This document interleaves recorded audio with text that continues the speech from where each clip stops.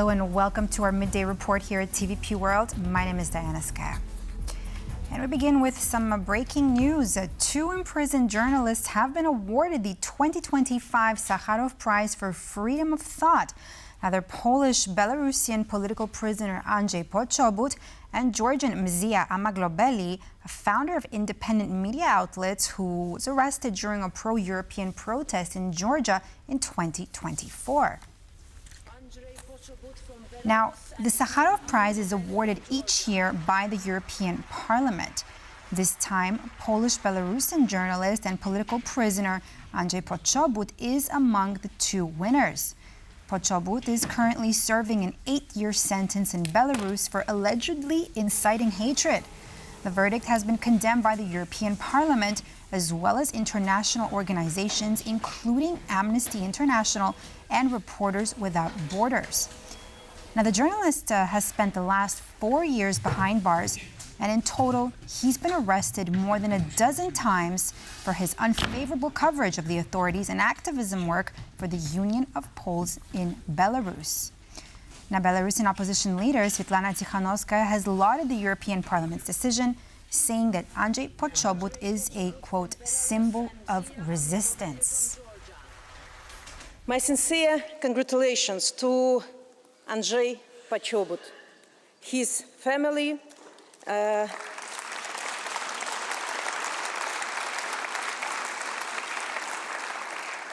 all Belarusians. Of course, my congratulations go to Mzia Amaglobeli as well. I wish to thank ECR and EPP for nominating Andrzej Poczobut for the Sakharov Prize. I want to thank everyone who voted for his candidacy.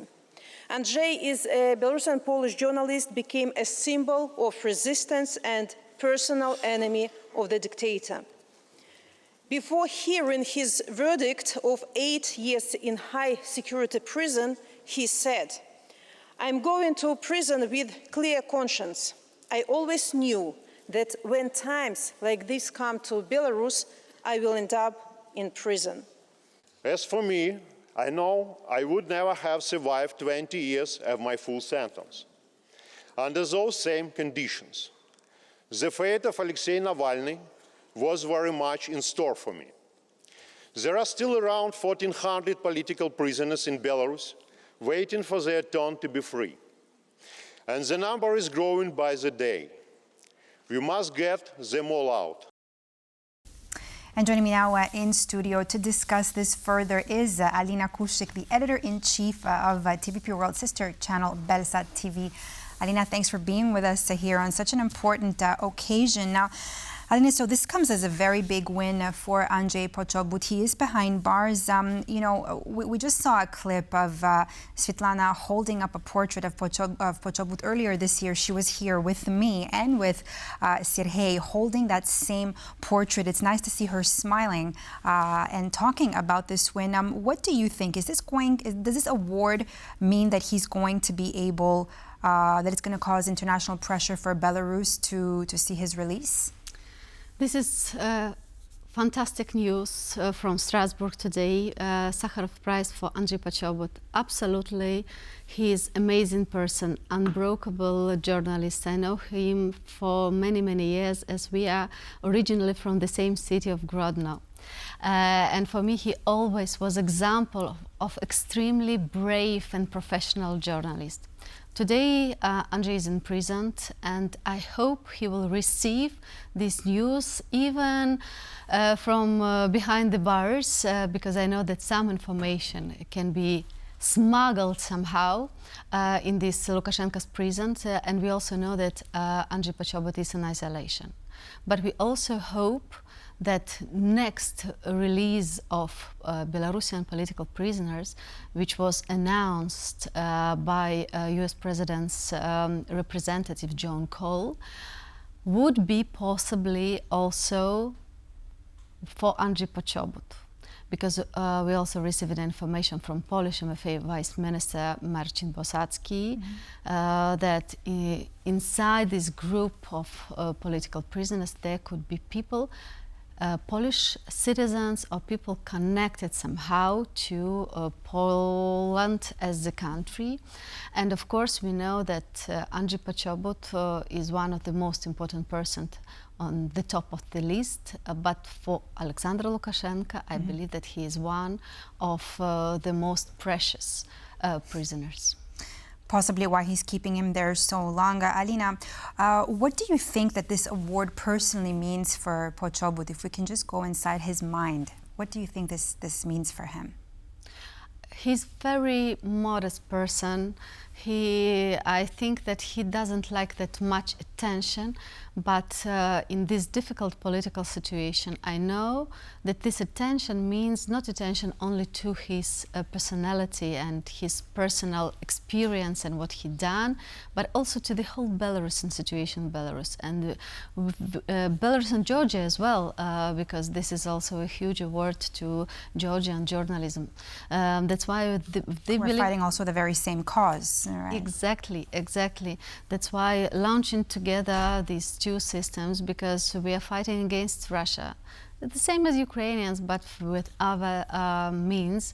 But for him, I think that the biggest win will be to be released and have possibility to stay in beloved Belarus, because he was always stated that he doesn't want to leave Belarus, he wants to stay, and maybe even because of that, he is still imprisoned. How realistic would it be, though, if he were to be released? Would he actually stay there and continue his work? We know that now there is a series of negotiations between Americans and Lukashenko's officials and Lukashenko himself, and Polish MFA is also taking a part in these negotiations, but what is inside we don't know.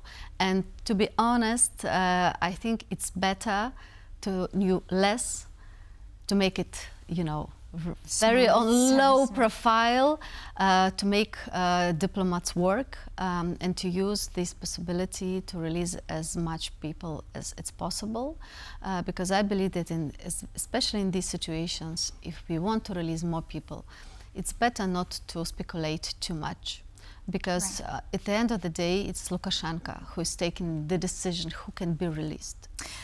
Alina, but do tell us about the significance of the Sakharov Prize itself and what it means for Belarus and for the country. This is third Sakharov Prize for Belarusians, I mean, in very broad sense of mind. Alexander Milinkevich received the Sakharov Prize, and then in 2020, whole Belarusian opposition received Sakharov Prize. Now 5 years left, and still Andrzej Poczobut, who is in prison, political prisoners, not for the first time, received the same very significant award by Europe. This means that Belarusian issue is important for the whole Europe. I believe that also this is a signal to the Russia that Europe is not playing games, and they are staying for democratic values, they're staying for human rights, they're staying for freedom. And this is a huge sign for the whole Belarusians that we are not abandoned, that some people in Europe still thinking about us. And because, a word is a symbol, right? But we know that behind this symbol there can be a lot of politics, a lot of real things, and we will wait for real deals and real actions from the side of Brussels and Strasbourg. Alina, and just very briefly, last time we spoke a while back was when the latest prisoner release took place in Belarus, among them journalists from Belsat. What do we know about their status and their situation today? What has changed? Thank you for this question. This was a very happy moment for us to hug our colleagues. Some of them, partially, they are still in Lithuania waiting for legalization documents, and some of them are in Poland trying to receive also in Poland documents for legalization. We are in still contact. and I'm waiting for the moment them to be back to work. But this will take time because legalization procedures are quite quite long. some time, particularly now. Thank you so much, Alina Kushik, for being with us here on TVP World and informing us of the unfolding situation with this prize. Thanks for being here, Alina.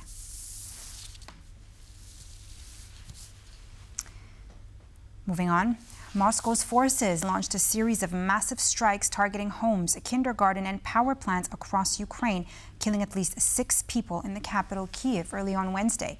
The intense overnight attacks come as the White House announced plans for a peace summit with Russia have been shelved over Moscow's maximalist demands, and Kyiv claimed to have hit a key Russian explosive plant with long-range missiles. Eyewitness video captures the moment a Russian drone strikes in Sumy in northeastern Ukraine. Authorities said 9 people were hurt in the attack. And in Kharkiv, a kindergarten was destroyed, killing 1 person and injuring 6 others. Rescue workers battled to evacuate the children from the blazing building. Attacks by Moscow's forces on energy facilities in the Ukrainian capital left a trail of destruction and bodies. Officials said debris from downed weapons sparked fires in nearly half of the city's districts. In the southern Zaporizhia region, rescue crews can be seen here evacuating people after their homes were struck. Scores of people were injured across the country. Ukraine's military said late on Tuesday that its forces had attacked an explosives plant in Russia's southwestern Bryansk region, describing it as vital to Moscow's war effort. Officials said they used the Franco-British Storm Shadow air-launched missiles in the strike. On Wednesday, NATO Secretary-General Mark Rutte is due to meet in Washington with President Donald Trump. Earlier, the White House announced that plans for a summit between Donald Trump and Vladimir Putin have been shelved, possibly over Russia's maximalist demands for territory in any peace talks. Analysts say Ukraine's President Zelensky has resisted pressure from Trump for a quick fix by ceding territory. They highlighted that while peace talks have apparently stalled, Kyiv's voice would not have been heard at the now axed Budapest summit. Without Zelensky, it would have been really a sort of problem, and maybe to give up all the aspects what Ukraine, of course, with real reasons, would have presented. So again, it's a problem that no talks are not going on. However, we need another format, including the European Union and Ukraine itself. Rutte reportedly plans to present Trump with the European views on a ceasefire and any subsequent peace negotiations. Meanwhile, EU leaders are due to meet on Thursday in Brussels, where they'll discuss measures aimed at forcing Putin to attend peace talks. Shots were fired outside the Serbian parliament in Belgrade on Wednesday. 1 person was injured. Local police are yet to issue a statement on the matter and have not confirmed any details. Now, a video posted by the media outlet Nova shows armed security officers approaching a large tent outside Parliament. The location of the video was confirmed by Reuters.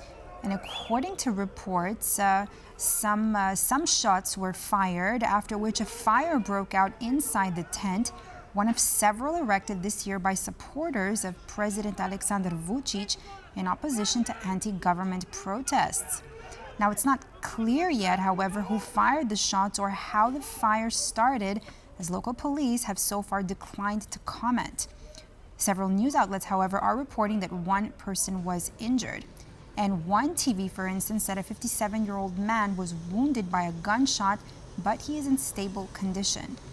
Another video posted on X shows a man lying on the ground with his hands behind his back and surrounded by police officers.